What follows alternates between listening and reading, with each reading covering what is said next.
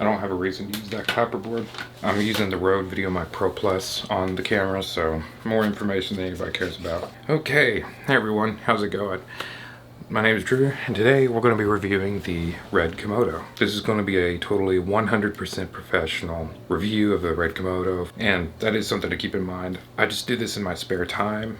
I'm trying to make it full-time, but right now it's spare time. So keep that in mind in this review. I'm not Steven Spielberg. Take it for what it's worth. So just to get it out of the way, I really like this camera. I think it was perfect for me. I don't think it's for everybody, but overall it's a really great camera. Just get that out of the way. I'm going to kind of approach this as things I like and things I don't like. Start right off the bat. The accessories that you can get for this camera. There's a great deal of accessories. You can get third-party cards. You can get an adapter to use V-mount if these aren't enough for you. One that I really like in particular is the 0.71, I think. Just a second. I should have done my homework. 0.71, this one. The RF to EF adapter that has that weird little notch-like thing in it that's for the C70. You can put that on the RED. And that's one in particular that I really value because essentially turn this into a full-frame camera. The recording formats. This is something that's taken me some time to learn.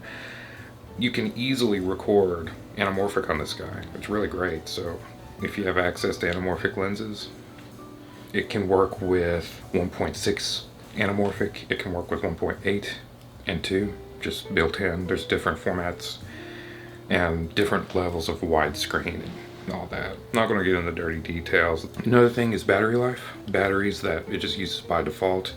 They are a bit hard to come by, but RED makes them, so. But this guy just barely sips it. Like 2 batteries will last you a few hours, I think. But if you put V-mount on, 1 battery will last you all day.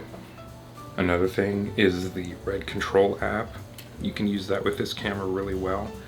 I personally use my iPad. It's sitting over there to pull it up big, so that way if I have this on a robot or something, then I can just review it on my iPad and just watch it remotely and control the camera even. So that's pretty great. Another thing that's really great is the image quality. I know there's a lot of cameras out there that are pretty close to this one, I'll say, in terms of quality, but for me, this is the best quality camera that I've seen for its output. I do see a lot of people online that put up videos that was like just shockingly bad, no offense. I don't mean to run anybody down, but the thing is, this is one of those cameras you need to know how to use it. Its exposure triangle, for one thing, is completely different than normal, and then 2, just the manual focus. So if you're used to autofocus and things like that, this technically has autofocus, but it doesn't have autofocus, if you get what I mean. I guess I'm just gonna hop right over to the things I don't like. It's a bit more on the nitpicky side. Some of them are valid complaints, but again, I like this camera, so it's a little bit hard for me to say things I don't like.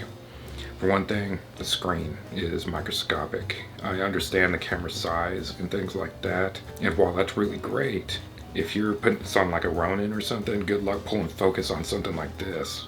That may be one reason why the footage I've seen on some people's channels so terrible, is because it's so blurry. It's hard to pull focus on a screen that's like 2 inches. That and the buttons, they're a little tedious to navigate through the menus, and I don't like touching the screen too much. So I really wish, this is nitpicky, I really wish that there was an HDMI port on the back. All there is the SDI port. And if you're not aware of this issue, it's on even Arri cameras, so I'm not picking RED on this, but the SDI port has an issue where you can fry the port if you plug it in the wrong order, like plug cords in the wrong order, like if the camera's off and then you plug it in and then turn it on. My rule is don't plug or unplug the SDI port from the monitor and the camera until everything has to be running for you to unplug or unplug. This camera really isn't $6,000. People say it is, but it's gonna sink you like 11, because after the accessories, the storage, everything else, I mean, that's not even factoring in the lenses. You gotta have lenses for them. It's gonna sink you a fair chunk of cash. A couple more things I do like. Storage is hot swappable. The camera can be running while you swap the media. That is awesome. Same for the batteries. I think that's going to conclude kind of the things I like and don't like section. Now for the summary. Overall, for me, I really like the camera. Again, the reason why I bought this was two reasons. One, education. Learn how to use a cinema camera that's of the RED variety that has stuff like SDI and things like that, whereas standard DSLRs, like what I'm shooting on, do not have that. The exposure triangle is different. Just educational. Reason number two, I bought this as a foundation starting point for the film studio I'm trying to run. So I'm shooting short films on this. I recently did shoot one on it. It's on my channel. So that's also the reason why I bought it. It's a great camera and it's a great learning source. Plus the R3D, you know, can't really go wrong with that. Would I recommend this to everybody? Probably not. I'd say it depends. If you're wanting to learn stuff like the SDI port and things like that that are just strictly cinema related, and you want a cinema camera and you want the top-notch quality, even the RED codec, but sure, save up the money. But I would really evaluate whether or not you wanted this.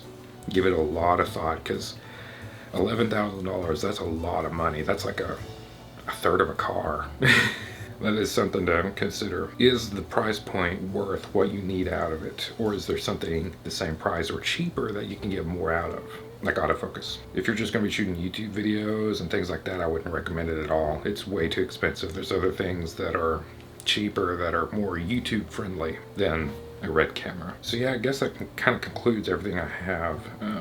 I haven't had any issues with it.